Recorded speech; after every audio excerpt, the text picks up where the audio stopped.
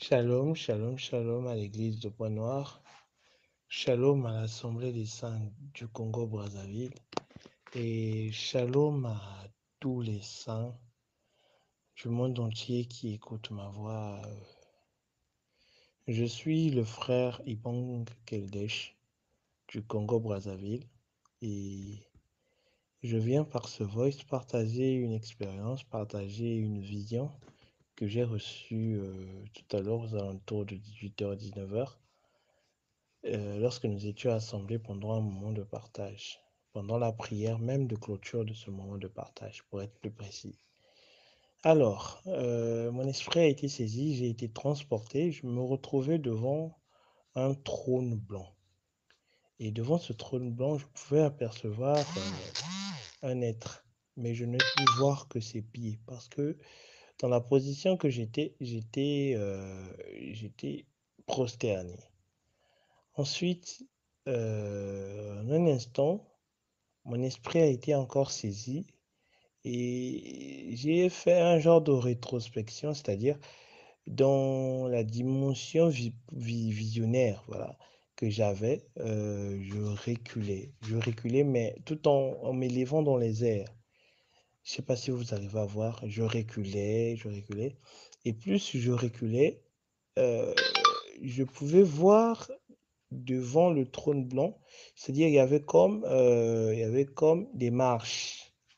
Et sur chacune de ces marches était disposé des deux côtés, c'est-à-dire à gauche et à droite, un ange. Et j'ai pu voir là, il y avait de gauche et à droite un ange. Sur chacune de marches, il y en avait 12. Il y avait 12 marches et il y avait 12 anges debout de chaque côté. C'est-à-dire donc il y en avait au total 24. Il y avait 24 anges et 12 de chaque côté, donc une rangée de 12, deux rangées de 12 par là. Et donc, plus je reculais, j'ai été transporté à la droite du temple, mais c'est-à-dire c'était ma gauche à moi.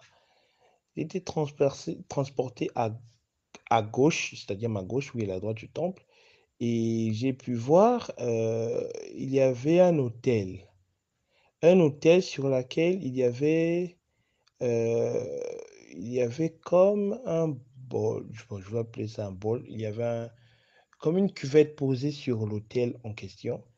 Et la cuvette en question était pleine d'eau. Elle était pleine d'eau.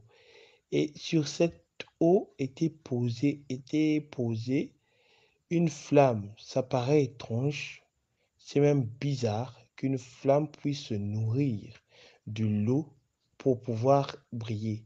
C'est-à-dire la flamme se nourrissait de cette eau-là et plus elle brillait. C'était la flamme bizarre que pour ceux de l'église de Pointe-Noire, vous pouvez savoir la flamme bizarre que j'ai l'habitude de voir dans mes visions là. Cette flamme qui est genre enroulée, c'est-à-dire la flamme, plus elle monte, plus elle s'entrecroise, genre elle tourne sur elle-même et à la fin, ça revient encore. Voilà. Et du coup, je voyais cette flamme-là sur cet hôtel, dans la cuvette d'eau. Et après ça, transition, je me suis retrouvé dans un royaume, au-dessus, au-dessus du royaume dans lequel j'étais premièrement. Le royaume en question paraissait plus grand. Et je me suis encore retrouvé devant un trône. Et sur ce trône-là était assis un vieillard qui tenait un bâton. Le vêtement de ce vieillard était tout blanc. Il était tout blanc. Et chacune des extrémités qui composaient son vêtement était tissée d'or. Chacune des extrémités, j'insiste bien. C'est-à-dire, tout ce qui représente une extrémité de son vêtement était tissé de fil d'or. C'était tissé d'or. Et devant le vieillard qui tenait le bâton, il y avait un lion. Et le vieillard caressait le lion. Il caressait le lion, il caressait le lion. Plus il caressait le lion, il caressait la crinière du lion, pour être un peu plus précis. Plus il caressait la crinière du lion, plus la crinière du lion devenait blanche. Elle devenait blanche sur quelques-unes de ses mèches. Sa crinière devenait blanche. et il caressait le lion. Ensuite, le lion a disparu. Et le lion est venu apparaître, c'est-à-dire le lion est venu apparaître et est venu, genre, son apparition, sa descente, c'est une des visions que j'avais déjà eues en amont. Le lion descendait et il descendait sur, je ne sais pas pour ceux qui connaissent le Congo, le musée savonien de Brazza, à Brazzaville, devant la statuette de Savernin qui a été faite, qui est toute blanche, là, la statuette d'accueil du musée, ou qui représente Pierre Savernin de Brazza. Le lion est descendu là et il est descendu, il a regardé la statuette et il a grimacé en grognant. Ensuite, il s'est levé et il a commencé à tourner tout autour de la statuette. Il a commencé à tourner tout autour de la statuette. Comme pour ceux qui ont des chiens, lorsque tu donnes l'ordre au chien d'attaquer et lorsque le chien cherche ce qu'il doit attaquer, voilà, c'est ce que faisait le lion. Il tournait autour de la statuette en cherchant qu'est-ce qu'il va attaquer. Ensuite, paf, il y a eu une transition, il y a eu comme l'apparition d'une panthère, mais elle était toute noire et dégageait une aura très noire. Le lion a commencé à pourchasser la panthère, pourchasser la panthère. Et quand elle est parvenue à attraper la panthère, à lui mordre sur le cou, la panthère a disparu. Après, il a commencé à rugir. Quand le lion a commencé à rugir, il y a eu soudain une intempérie. Le ciel a commencé à s'assombrir, les éclairs ont commencé à apparaître. C'était waouh, c'était vraiment, c'était waouh. Et plus, tout en regardant cette vision, j'étais en extase.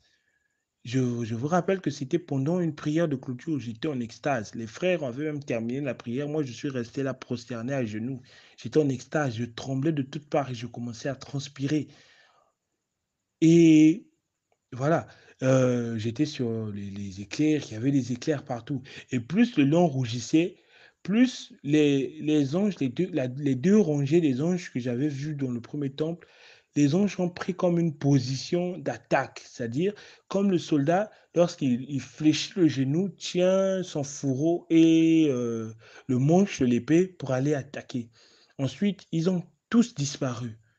Lorsqu'ils ont disparu, lorsqu'ils ont disparu, j'ai encore reçu une transition où je voyais le lion avait arrêté de rugir, mais il était allongé. C'est ça, il était allongé. Ensuite, il y a eu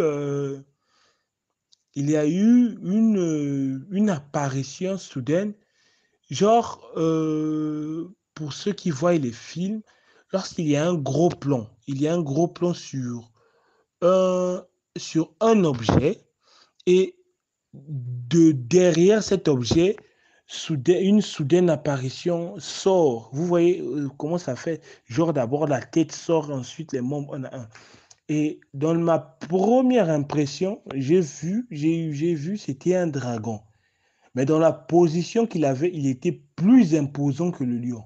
Ensuite, le lion s'est levé, il s'est mis le lion s'est assis, comme les animaux s'asseyent, pour ceux qui ont des chiens.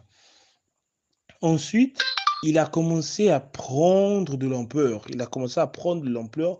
Il a commencé à grossir et prendre une ampleur gigantesque, tellement grande qu'il paraissait maintenant plus grand que le dragon là. Ensuite, paf, transition encore. Ce n'est plus le dragon que je voyais maintenant un crocodile. Un crocodile. Et le combat était engagé entre le grand lion là, à la crinière blanche, et le crocodile. Et le lion a encore sauté sur le cou du crocodile en question, tout en le mordant sur le cou. Et puis, étrangement, pendant que la bataille était en train de se faire, j'ai encore été transporté en vision dans le grand temple que j'ai vu en amont et j'ai revu encore au même moment que le lion était en train de se battre, au même moment que le vieillard continuait à caresser sa crinière. Donc, c'est comme s'il y avait deux lions identiques, un qui avait sa forme propre de lion normal avec une taille normale et l'autre qui avait une proportion vraiment gigantesque. Et j'ai commencé à les voir. Ensuite, j'ai eu une transition, encore une transition, et j'ai été transporté. C'était comme dans une caverne, comme quoi, où il y avait des statuettes. Et la même flamme que j'avais vue sur l'autel, dans le bassin d'eau là, la même flamme a commencé à se poser sur plusieurs statuettes, plusieurs statuettes, plusieurs statuettes, plusieurs statuettes. La flamme a commencé à se poser sur leur tête. Et ensuite, les statuettes, leur corps de pierre a commencé à tomber et ils ont pris une forme humaine. Les statuettes ont repris vie. Ils ont repris vie, mais après, je me suis rendu compte que c'était des statuettes de guerriers. C'était des statuettes de guerriers et puis paf, c'est là où la vision s'est arrêtée. Mais dans mon âme et conscience, personnellement, j'ai commencé à rendre gloire, à rendre grâce au Seigneur, à dire merci, merci Seigneur pour cette vision, merci pour ces instructions, merci pour cette vision, merci pour ces instructions. Mais personnellement, j'ai rien compris de ce que consistait la vision.